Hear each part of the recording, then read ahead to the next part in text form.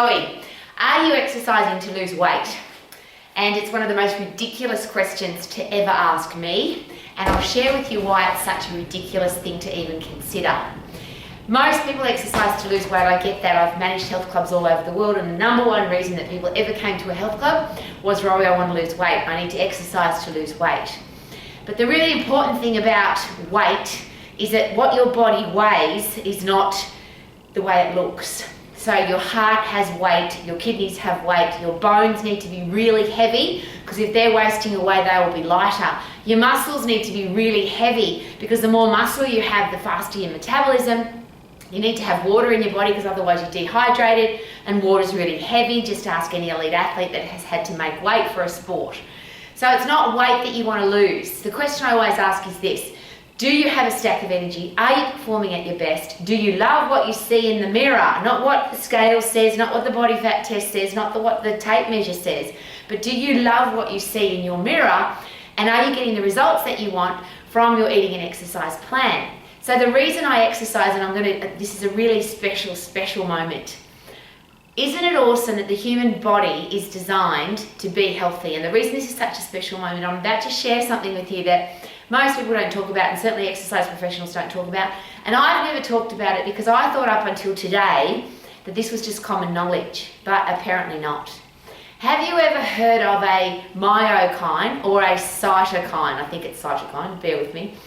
The human body is designed to stay alive. So our immune system, if it gets attacked with a disease, a bug, a germ, or a virus, or you cut yourself, or you breathe in something, or you eat some crappy food that makes you feel sick, your body, your immune system sends a whole heap of special molecules to all the places that have been infected, diseased, cut, broken, where the germ's attacking, and it fights that horrible thing that's trying to get into your body.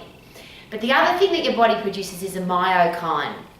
And I call them mighty myokines. I thought they were common knowledge, but I've spoken to too many people just recently who've got no clue what I was talking about. The human body, and I bang on about this every day, we go into the fight and flight system when we're under stress and when we need to survive, which of course, if you get injured or hurt or get attacked by a germ, bug or virus, that is also a challenge.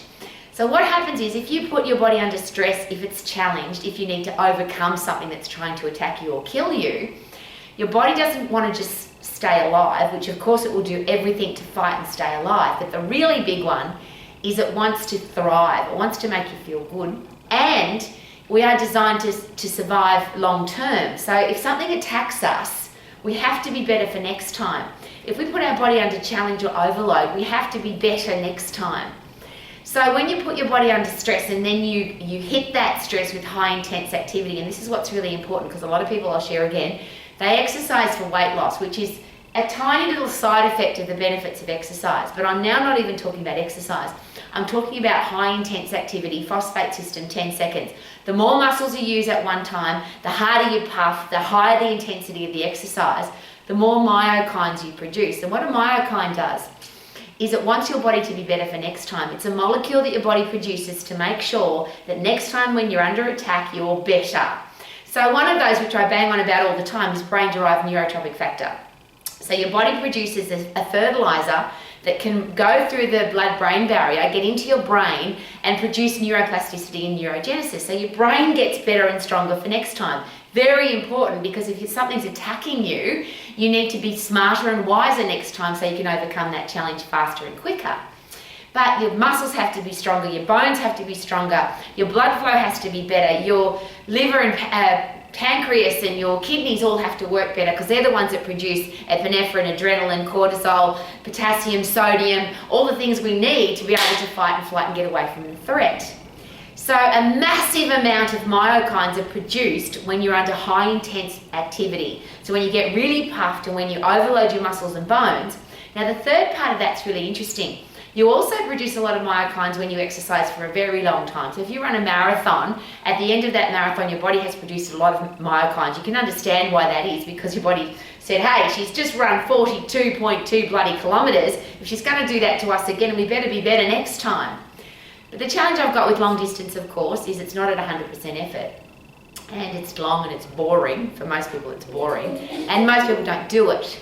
So So if you really want to get the best results in the shortest period of time in the safest way possible and produce the most chemicals inside your body to keep you alive and to thrive, then high intense activity in the phosphate system for 10 seconds is the best way to go. Now, the best psychologists, psychiatrists and neuroscientists will also tell you that that's when brain-derived neurotropic factor is produced at its highest level. Brain-derived neurotropic factor is the myokine that gets through the blood-brain barrier, gets into your brain and makes your brain stronger. So high intense activity sorts your brain to make it the best it can possibly be and keep getting better. The myokines that are produced from muscles, because these little tiny molecules come out when you exercise, they come out of your muscles, and they get your muscles and bones stronger for next time. So every cell next to a myokine is going to get tougher and stronger and better. And every system in your body that is required to make sure that you can get away from the threat to overcome the challenge better next time, all get better. So every system in your body, endocrine system, central nervous system, muscular and skeletal system, cardiovascular and respiratory system, blood flow and oxygen, everything works better when you do high intense activity. So yes, you can exercise for weight loss, but here's the cool thing. When you exercise at high intensity, when you get really fit and really strong, you turn your body into a high calorie burning machine, into a fat burning machine, a sugar burning machine. Your body ends up using, you can't get type 2 diabetes and you can't get high blood sugar levels, which is the combination of that disease, because your body's using the sugar for high intense activity. Muscles use sugar, glycogen. Your brain uses glucose. Both of those are carbohydrate. So if you want to be a carbohydrate burning machine, you've got to get really fit and really strong. So you can't get fat because you are going to be burning up calories at a very fast pace. You get a higher respiratory quotient because your body prefers to burn fat when you're resting because it wants to save the carbohydrate for when you do high intense activity. So to wrap all of that up, it's pretty simple. Even if you don't care what a myokine is, if you don't care what brain-derived neurotropic factor is, if you don't care about filling your brain up with serotonin and dopamine, oxytocin, endorphins, please know this. If you get really fit because you're getting puffed on a regular basis, high intensity puffing for 10 seconds, if you get really strong, high intensity lifting for 10 seconds, your body will become a high performance machine. You'll have a stack of energy, you'll perform at your best, you'll look awesome in the mirror, you'll love what you see in the mirror, and you'll get the results that you want from your exercise plan, and your exercise plan will be short. So don't waste time getting healthy, fit and strong. Get healthy, fit and strong, get healthy, fit and strong fast and effectively and safely, and the safer the better, because if you get injured you can't keep going. So do your exercise hard and fast. What do you reckon? Battle!